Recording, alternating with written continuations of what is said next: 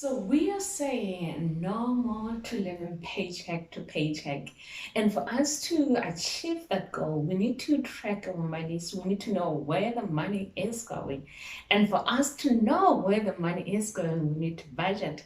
Hence today in the segment, you're looking at budgeting 101.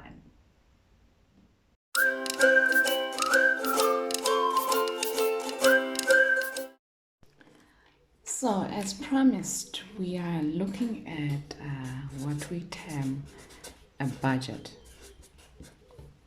A disclaimer, I'm not a financial guru. Some of these things I'm learning because I need to for the sake of my finances. So with a budget, what you need to factor in, there are two things that are more important. That is, you need to know your income. That is the money that you're getting after the deductions such as the tax. So you want to get your, understand your home take money.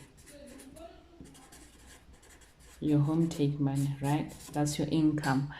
And once you have established how much you're getting, you need to know the expenses, your expenses. It's very, very important for you to be able to track your budget. You need to know your expenses. And the other thing that you need to know when you're dealing with budget is you need to have your savings right. That is the all everything that you want to save towards, you need to have an account for. For instance, if you're saving say to build a house, so you need to have under savings, you need to have house savings. If you're saving for a trip or a vacation, you need to have vacation savings. Everything that you're saving towards, it has to be there for you to be able to balance or allocate correctly the monies that you're having, right? Yeah, so those are the three things that you need to know under budget. You need to know your savings, your income, and your expenses.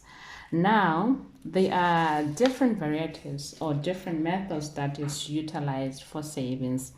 You have those that will say that you allocate your budget until you have a balance of that's if you're in Botswana, that will be pula, zero pula. And there's also a method that is known as the 50-30-20, meaning that your 50% goes towards your expenses, your 30% goes towards your wants, and your 20% goes towards your savings. Now, I'm not really particular about like following the method to the T, because you find what most of the times you're using both the methods, so it's not really like follow this. Like for instance, one might feel that expenses, allocating 50% towards my expenses is just too much, and hence you might allocate your expenses 40%. And one might want to allocate the savings probably 30%. I think the bottom line is that at the end of the day, your budget should be, you should have budgeted your money 100%. And here, you should have made sure that you allocate your money until you don't have anything. Because the problem with this one is if you don't allocate your money, you end up using it in non-essential things. So there are different methods of budgeting. Just find what works for you and stick with it. And when you talk about budgeting, what is more important, what is critical is you need to have a goal. You need to know the reason why you want to save your money or why you have to have a budget in the first place, because it is your budget at the end of the day that will kind of keep you in line when you want to deviate. For instance, if you're taking from the previous video, one of the goals might be that you don't want to live paycheck to paycheck. This This must fall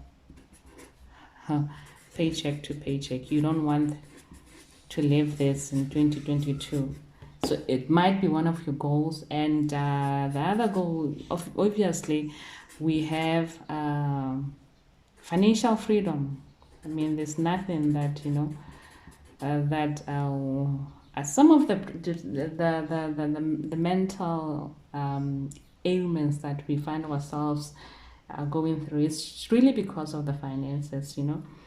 One of your goal might be financial freedom. Yeah. So yes, you need to have a goal. That's the first thing before you even start your budget. Have your goal and have it written down, because out of sight, out of mind. Essentially, for your budget, you need to use a notebook.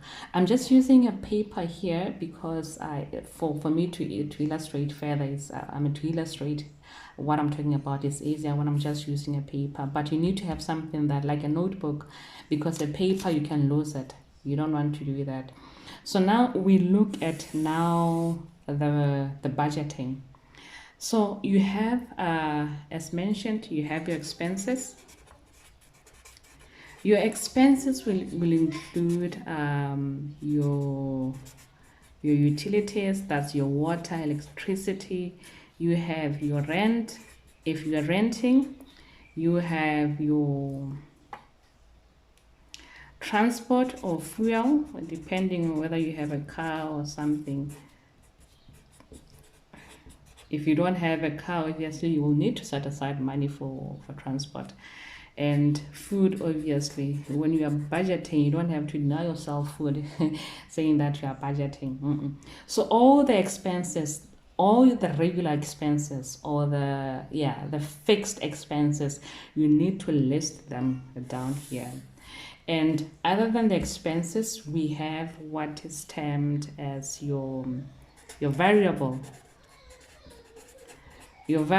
expenses. Variable expenses will be those expenses that maybe you pay this month, the next month you don't pay. And the variable expenses will be your say subscriptions. For instance, you might have subscribed for, say, a gym membership, and if you don't feel like going for a gym membership for maybe 2-3 months, that can be cancelled. That's why it's variable. And you have even your DSTV falls here. Sometimes you find maybe you have a higher you have selected a higher bouquet, you can actually opt for a cheaper one. So hence it's variable. Yes, and like maybe going to restaurant, that's also variable. When the money is tight, you can decide not to. And the clothing, those are some of the variable expenses that you also need to factor in when you are doing your budget. And the other thing that you need to also factor in is really savings, you know. And for savings, you have probably you want to build a house, building. You need to allocate money for it. And even saving towards going for a vacation, you also need to have an account for it, like a vacation account.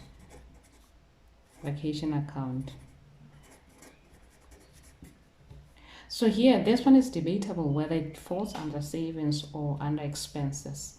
But the bottom line, what I'm trying to communicate is whether it falls here or here, you need to have an account that you will be depositing money towards this, because you don't want to go in debt because you were not able to do this one. Yeah, but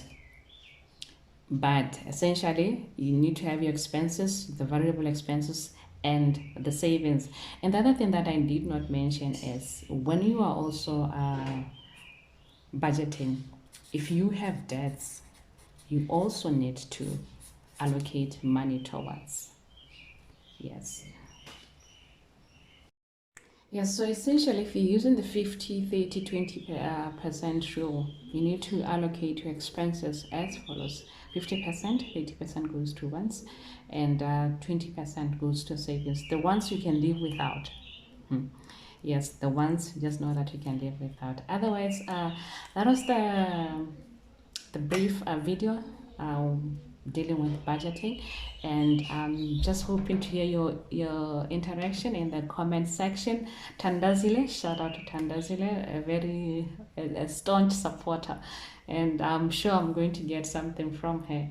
Otherwise, thank you very much. And oh, by the way, we had yeah, I think this one I should say it when I'm on the video.